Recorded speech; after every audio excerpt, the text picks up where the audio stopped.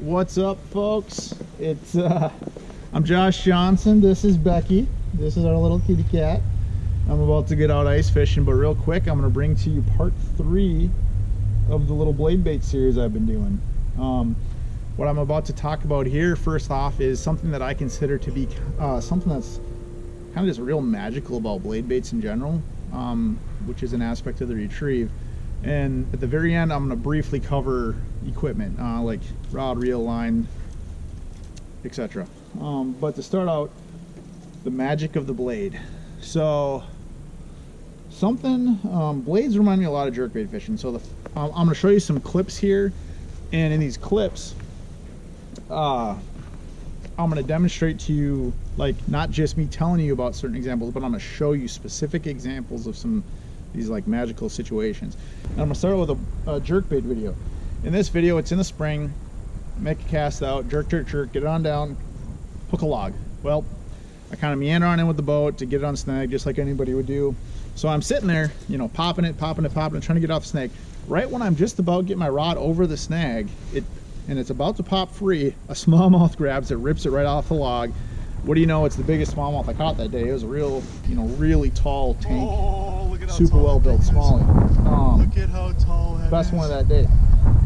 It's commonly known that a lot of times popping off snags or intentionally getting snagging and freeing yourself from the snag can be a way to trigger fish, particularly tough to catch fish, you know, like for example in cold water.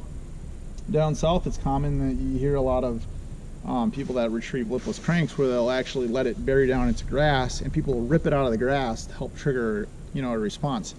Now, like with this jerkbait video, you might be like, well, yeah, Josh, that sounds cool, but you know, what am I gonna do? Throw expensive baits into snags and, you know, all day and lose a bunch of baits?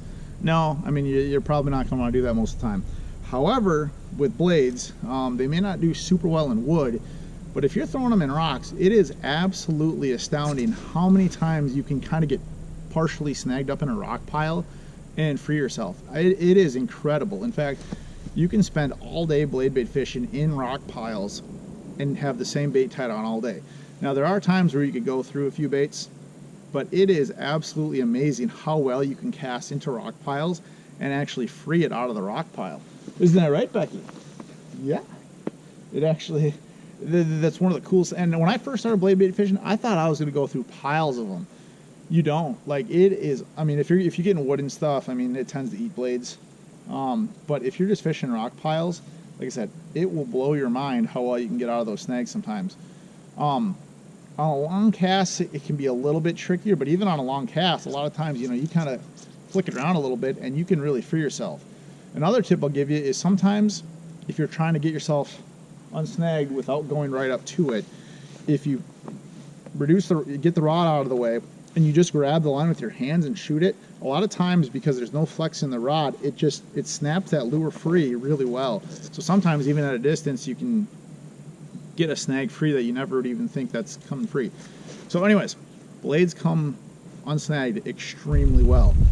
In doing so, when you get that snag, that blade popped off that snag, get ready, because boom, you could get crushed just like that. And that's one of the coolest things about blades, is not only can you get fish on a typical, like, you know, hop, you know, where they just pounce on a retrieve, you can also trigger fish that may not be really feeding at all. They might be like really turned off, but when you're on them and you get a blade in their zone, you hang up, and a lot of times they're just inquisitive and they're coming on and taking a look. And even if they're almost not going to eat, it seems like when that bait pops off that snag, they almost just have to strike at it sometimes, or just the frantic like shaking as you're sitting there shaking it on the snag. A lot of times they'll come right on in, grab it right off the snag.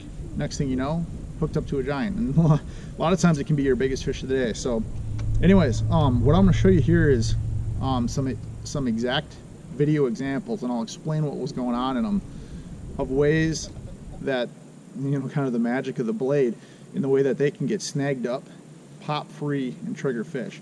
Not only that, I'm going to emphasize just really always sticking with your retrieve. If you miss a fish, don't just reel it in.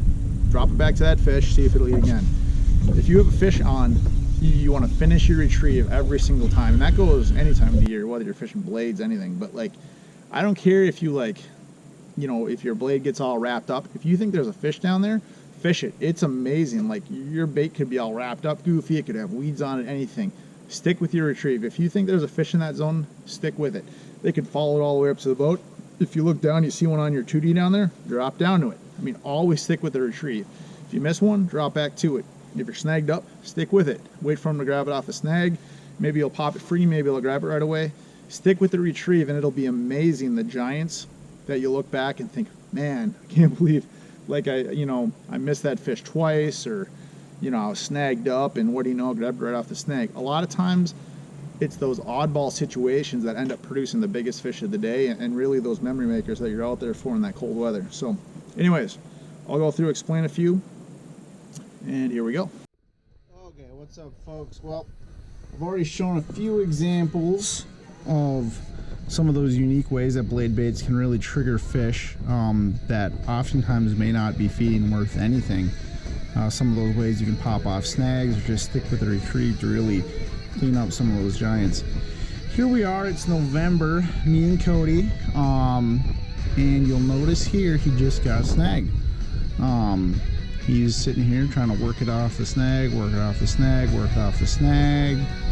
And oh, what just happened here? Smallmouth helped him out there, picked it right off the snag. One of those special ways that blades tend to stick giants. Yes, it's not always a normal retrieve by any means. A lot of times it's these weird retrieves that really kind of stick giants. This was the biggest fish out of 3 days of fishing that we caught for smallmouth. A 3/4 ounce steel shad. This was during the time of the day where they really weren't biting that well. Couple other keys to notice is check out that epic stash Cody has along with the classic rock, which may or may not have contributed to those smallmouth biting. I'll let you decide. Okay, so example number 2 is an example of what you don't want to do, which is start to reel your bait in right away after getting off a snag. So here, I'm honestly not fishing a blade, but it operates a lot like a blade bait would, and it's a good example. I'm sitting here snagged up, trying to get off the snag, you know. Oh, look at that, got off the snag. But what am I doing? I'm reeling it in. I should not have been reeling it in. But as you notice there, I actually noticed, paused, and I'm free spooling back down to the, back down to the bottom right now. Get it back down the bottom, and oh, lo and behold, there was a fish there. I corrected my mistake. I had almost reeled the bait all the way back up to make another cast, which would have missed that fish. Thankfully, I realized what I was doing. Okay, so I just get snagged again. This is actually on the same spot, I believe. And you'll notice in just a sec, I'm literally about to say, I'm off, expecting to get hit by a fish. And boom. Oh, I get hit by fish, and I just wildly set the hook. It's way better to just reel into it and then set the hook than it is to just wildly flare like that. I should have been more ready myself, but hey, it was still another cool example of a fish eating it off the snag. So here's another example of Cody doing everything right, unlike me who's been messing a few things up, but still having fun. Anyways, Cody just got snagged up, as you can see. Snagged up, and doing his thing, which part of it is just to be patient, but at the same point to be ready at any point that a fish can and will grab it off the snag, and it might be your biggest fish of the day, so don't jack it up. Still working on the snag. Boom. I don't know if it actually had popped off the snag and he worked it, or if it ate off the snag. I think it popped off the snag, and I think he jigged it once after that. But anyways, once again, this was during a time of the day where they really weren't feeding very well, and as you can see, the thing was a tank. I think 6-something pounder. That might have been one of the biggest of the day that day. And once again, fish we wouldn't have caught if he wasn't ready and expecting to pick it up off the snag like he did. Great job, Cody. Now, we're on to the last example here. Oh, look at that, and I missed one. And along with missing the fish, the blade bait's treble hook's actually wrapped up on the line. When that happens, you'll feel extra resistance. But anyways, after missing the fish, reeling up a little bit, I free spooled back to the bottom to continue the retrieve, which was a good thing. Here we go. Fast forward a little bit through the retrieve, and boom, and there you go, hooked up. Was that the exact same fish that bit to start? I don't know. Was there a good chance? I think there was. Turns out sticking with that retrieve might have paid off with what turned out to be my best walleye ever. So it just goes to show, if you miss a fish, if you get off a snag, do not just reel it right back into the boat and make another cast. Stick with the retrieve, pretend that there's a fish watching it, stocking in on that bait, and do what you can. Do everything you can, even if it's not what you consider an ideal situation. So stick with that retrieve and trigger a giant like this guy. Folks, look how tall that thing is. Jurassic Park, baby. Woo! Oh man, get that thing on a scale. Yes. Have you ever seen a walleye like that? That is incredible. Out of this world. Well, hey folks, real quick here, I'm just gonna wrap up the blade bait series with just a little bit on equipment. I'd say ultimately when it comes to equipment, it's really gonna come down to personal preference. Whether you prefer spinning, bait casting, medium. A lot of ratings and stuff they vary a lot between company to company, whether it's rods, reels, line, whatever. What I'm using here, that I commonly use for like the 2.5 to 3 inch size blades, like a head and sonar style blade or a silver buddy, in about that 5/8 ounce range. Hey Becky, you're back. Yeah. Is this 7'1" medium heavy Phoenix feather. They're medium heavy. I would say a lot of people would consider it to be a little bit more of kind of a medium power. I'd say it's kind of a medium heavy, but it's got kind of a progressive taper to it where it's definitely not a crankbait rod by any means, but it does have a little bit more flex, a little bit more of a parabolic action to it than some rods.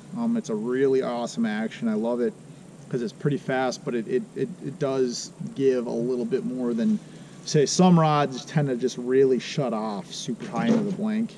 Typically, I don't like that for most any application. Like I said, ultimately it's personal preference, but I like something that has a little bit of give into the backbone to it. So yeah, this is a 200 size Tatula. I'd say the Shimano Corrado 200 would be an awesome reel as well. The 200 size in a Daiwa is usually a little bit bigger than a 200 size in a Shimano Corrado. I mean, just whatever. Personally, Daiwa and Shimano are my go-tos in terms of like overall performance and durability.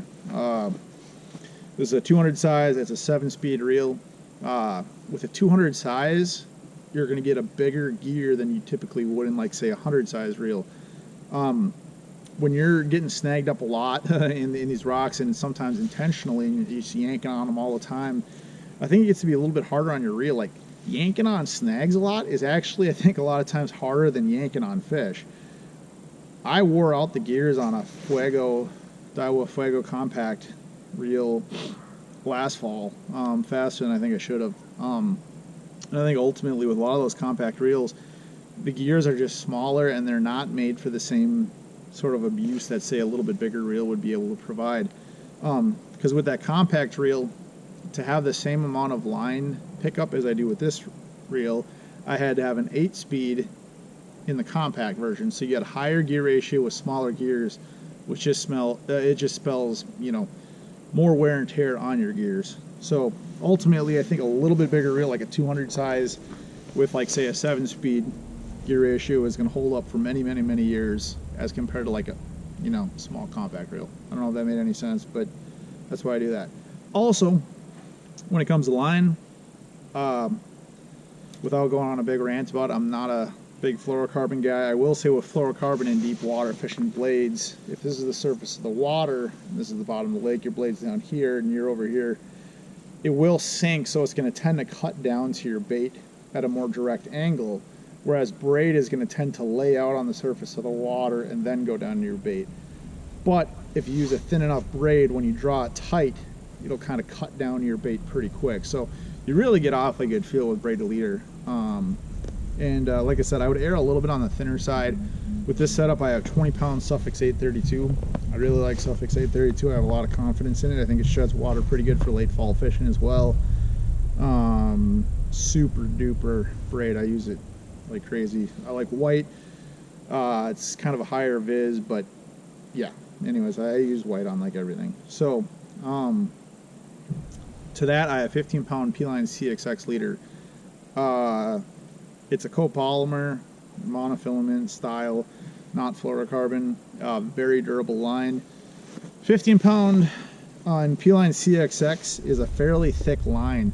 Like if you compare it to other line manufacturers, between line manufacturers, there's not a lot of consistency. Like a lot of Japanese fluorocarbon companies, their 15-pound test, or what you might buy as 15, would break at about 15 pounds, whereas like 15-pound P-Line CXX might not break until like 23, 24 pounds, but it's going to be much thicker than, say, certain Japanese fluorocarbon companies. So if you compare 15-pound to 15-pound line, you're not always comparing apples to apples. So what I'm saying is, this is actually some pretty thick line here, but I think overall, I'm very efficient with it. I'm not worried about break-offs.